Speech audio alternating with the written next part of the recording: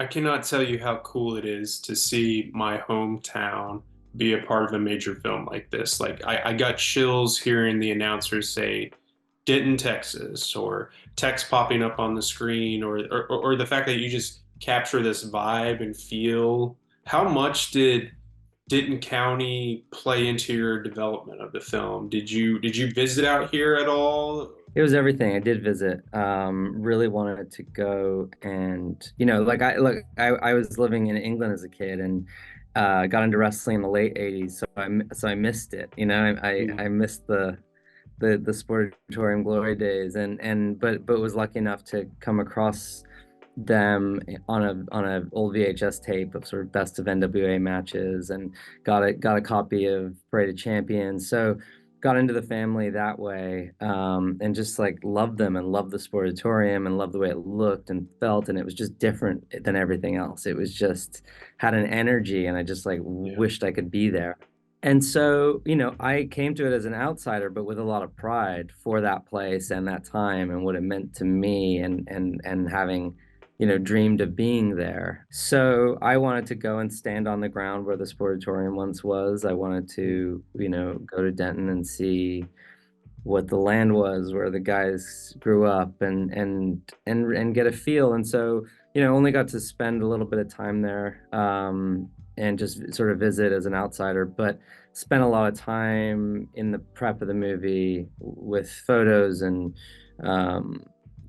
just digging in any way we could, old video footage, whatever, reading about it, whatever we could get our hands on, we did, and just spent a lot of time because it was something I felt very strongly about getting right. Like I know, you have to get that stuff right because it's so much about the place and the family, and just wanted to, yeah, it was meaningful to me to try and get it right. So it means a lot that you feel it was. It's truly amazing how every story we've run about the Von Erichs, or even the social media groups that I'm a part of that are about Denton living, how they've shared the most wonderful stories about the Von Erichs growing up, especially leading up to this film's release. You'll read, "Oh, I remember Fritz helping my dad on the side of the road when our car broke down. I remember seeing the Von Erichs at my high school gym when I was a kid," or even my family. Like my father-in-law was really good friends with Fritz or Jack toward the end of his life, near the end of his life, and then my grandfather X-rayed all of them each week. It seems like that they went Oh, in. wow. Did you dial into any of those like community stories to kind of color in the gray spaces you may have, like just to get a sense of who they were as people outside of the ring? Yeah, I mean, there was a lot of that, a lot of coming across, like, not necessarily firsthand, but that secondhand sort of Yeah. stories, like you're saying, about just how meaningful they were to the community, like beyond being wrestling heroes and entertainment and all of that, like that they were just, just a good family in the heart of the community. And that was a big part of understanding them as a family, and as, their place there, and the sort of energy that they had and brought. And that always just fills in the texture. And even if it's not like scenes that you recreate, that's a big part of writing, and sort of getting the warmth of the house, even, getting Yeah. the feel of, just family dinners, and just like feeling, as a filmmaker, you just absorb all of that stuff. And also, it contributes to sort of the feeling of making the movie, right? Like, because I just, as someone who discovered them, I know how impactful they were and meaningful they were.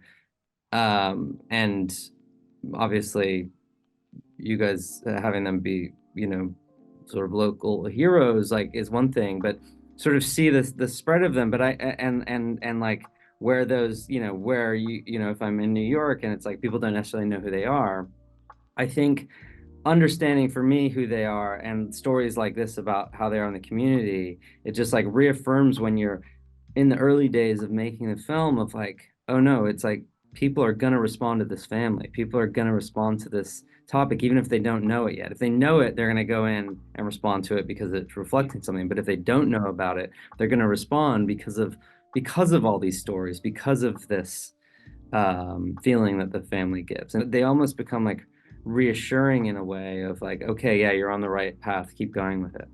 Yeah, yeah. You spoke about visiting some of the locations in the Denton and Dallas area. Whether those structures are still here or not, what was it like to stand in those spaces?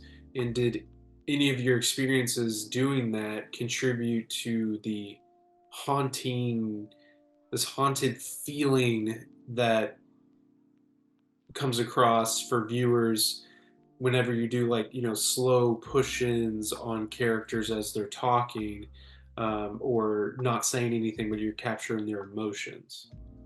I think it sort of originally comes from just this, looking at the full picture and embracing the kind of Greek tragedy and the mythical nature of it. But there's certainly, like the day I spent in Denton, like going up to the Atkinson Ranch and thinking like, now it's this massive housing development, but to think like, it's once what it once was, and there's definitely like I'm definitely haunted by change in that way, right? Where it's like, the sportatorium once stood here and now it doesn't, so absolutely like coming to visit and feeling those places and standing on that ground, thinking about what it once was versus what it is, absolutely contributes to being haunted in a way. But also, I think as a child, like, as a child, I was just a wrestling fan, but could put together pieces. The day that I read about Carrie's death was I remember it. I remember where I was sitting. I remember how I felt, and I didn't understand fully like who had died. I just knew, well, I knew that, I mean, besides Carrie, like I knew previously some other brothers had died. I didn't quite have the full picture because I was 11 and Right. was getting it from Pro Wrestling Illustrated, and that was, so it was there wasn't a way to know the full picture, but I was haunted by him because I had seen him live a few times and was Mhm. such a fan.